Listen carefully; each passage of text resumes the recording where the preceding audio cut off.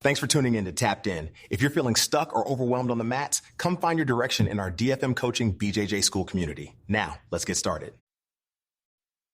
Welcome to Tapped In. My name is David Figueroa-Martinez of DFM Coaching, and on this episode, we're going to be discussing shifting from learning moves to learning Jiu-Jitsu. Now, there is a difference, and it's going to correlate about the overall arcing themes, concepts, and application of moves opposed to moves themselves. There's a moment in every grappler's journey where you kind of realize you've been collecting techniques, almost like playing cards, or if we're going to use the language analogy, words, individual words. And once you have enough of any of those, you can then start pairing them up in ways that create sentences, create helpful decks of cards, however you want to put it. And that is when you start actually doing jiu-jitsu. And like I said, there is a difference. And we can know a lot of moves, but not know how to apply them, when to apply them, and when not to apply them.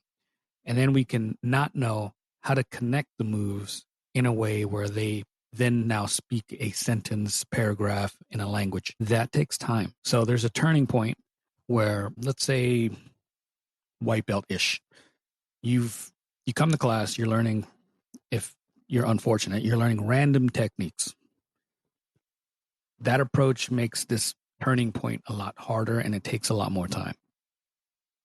If you're coming to a class that has a syllabus or a kind of thought out flow to the classes, then you're coming with A is going to lead to B is going to lead to C.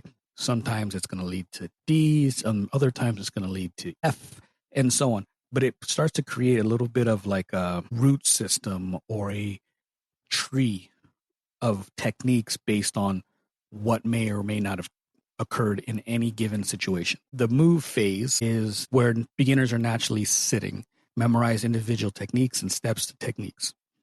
The downside of this is there's no sense of when to use them, like I said. Feeling like you're starting over every time you learn a new technique. It's very choppy. Again, it's like if you can picture a child starting to speak. They know these individual words and they don't always connect. They don't always work off of each other. And the phrases are very short. That is the beginning stages of jiu-jitsu. Someone equated all of this to the map. And if you zoomed out, you see the earth. That'd be jiu-jitsu. And then you start zooming in and let's say we're going over America. You'll start seeing the states. That's the move setting. You're learning where the states are, but you have not learned what roads or freeways or veins of commute connect to each one. That's where we're at the stage. When you get to the jiu-jitsu spot or stage, things start shifting and isolated techniques start to overarch in concepts. Understanding principles becomes now something that goes hand in hand with the concepts. You start understanding things like frames, levers, weight distribution, which is really hard in the beginning, ways to control someone, ways to set up traps. All this starts coming into play because you will then start asking the why of techniques. When I teach a technique, if I have not established a why to certain things, important benchmarks, you'll just see them as steps, and you won't advance based on someone crowding a step or altering a step. When I can tell you, we put our hand in a collar, one, because we want the collar choke, but two, because we want the collar drag if they defend that. So now there's a why to it. And then you can make that connection a little bit better than if you were just learning a single technique and I didn't explain anything to you. Explaining just the steps is, in my opinion, kind of half-assed. When you can start explaining the steps and then explaining the whys of things. Hey, I'm trying to break the posture down. Hey, I want to feel whether they push or pull. I want to know whether they're going to want to break the grip or not. And if they break the grip, what do I do then? Those are all the whys. And when you can explain the whys, your students can force or understand the other aspects of jiu-jitsu and get to actual jiu-jitsu. It's difficult, but it gets there a little easier. Making those connections how linking positions in transition creates more of a flow. And that is when you start to speak sentences a bit more clearly. There isn't this choppiness of like a infant or a young child speaks. There's an actual flow to a sentence. For example, if I'm making these connections and I'm understanding them better, I start to understand if then phrasing. So if my underhook fails, I switch to X. If my sweep gets stuffed, I respond with Y. So now there's a deeper understanding in the connection between multiple techniques, how they can marry one another, and how the structure of a sentence will go, or the structure of a debate, if you want to keep it on that note. He says this, which would have ruined my argument, but because I know the subject matter and I know the language well enough, I rebutted with this. So that's how we should start to look at jiu-jitsu if we want to get a little deeper in the process. So this connects to like how we build our games. Choose positions that you actually want to specialize in and then build around them. Like the structure of a house. I want to be able to build that house, the things that I want in it, and then the things that are going to go around it, followed by the corresponding neighborhood and or city. I don't want to focus on things that I'm not necessarily passionate about because I won't invest the time in it. I won't find the passion behind it because it'll just be a position that someone else made me study, opposed to a position that, one, I needed to study because I'm having an issue, or a position where I had actual curiosity about. Chase the moments of curiosity and then chase the moments of genuine need. Do not chase a position because it's the go-to at the moment. It's like it's all over the social media. It's a thing that the pros are doing. It doesn't benefit. It's not crucial for you. It doesn't help you. If you could narrow down everything that you're seeing to, am I curious about it? And does it fix a problem? You will shut out and be able to ignore large portions of jiu-jitsu safely and comfortably.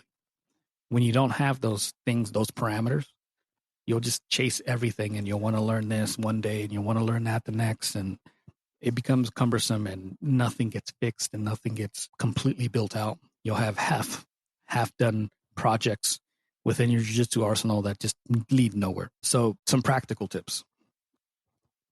Like I said earlier, this gentleman equated learning jiu-jitsu as to like that map on your phone where you can start to zoom in. Jiu-jitsu is the planet. And then when you start to zoom in, you can see the country. And then within that, you can see the states. Within that, you'll start seeing cities, towns, and then you'll start seeing the roads that interconnect all of it, the railways, the airports, all of it. And that's when you start to see detailed jiu-jitsu. You'll start to see when someone gives you a roadblock on the way home, home being the submission, you have enough experience and understanding of how techniques interlock that I'll take this detour. The freeway closure affected me. It's going to take me a little longer to get home, but I'm going to take this detour because I know the side streets to get back to the end route that I want to get to. But that takes time, and it's not something that you readily have available early on. And then someone creates another detour. I'm like, okay, so I'm going to take this other side street because I understand the game so much and I understand the map because I've been studying it so much that as I zoom in, I understand every side street, every detour that can potentially happen. I understand where the most constant traffic jams are and equate those to someone's most common defenses. There's at least 2 to 3.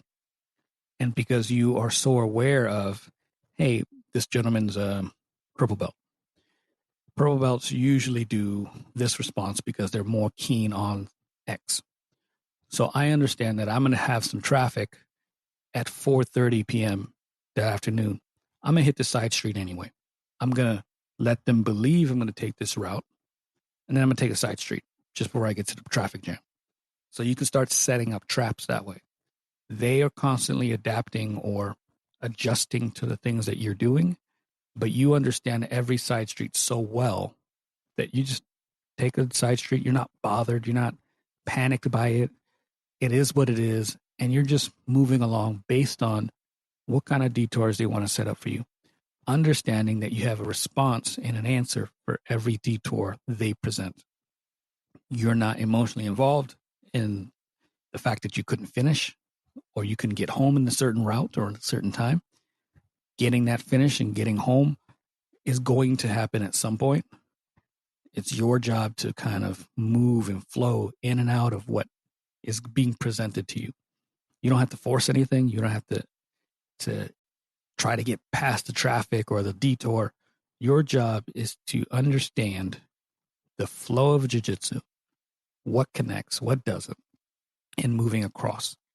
When you find these moments where there's a genuine roadblock and you don't have an understanding, kind of like you going home and this street is blocked and I got to go right to my phone to get the route or the directions to get home because I don't quite remember them.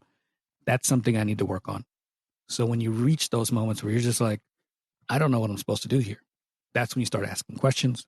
That's when you start studying possible responses. It is not end all. There are no technique paths where they defended and I have nothing. There's always a detour. There's always a response that needs to be had. It's just understanding the map well enough to be able to do that. If you have any questions on this subject or anything else related to this, you can always hit me up, dfm.2099. If you'd like to work with me, seminars, workshops, private lessons, whatever, you can hit me up on dfmcoaching.com. Until next time, thank you so much.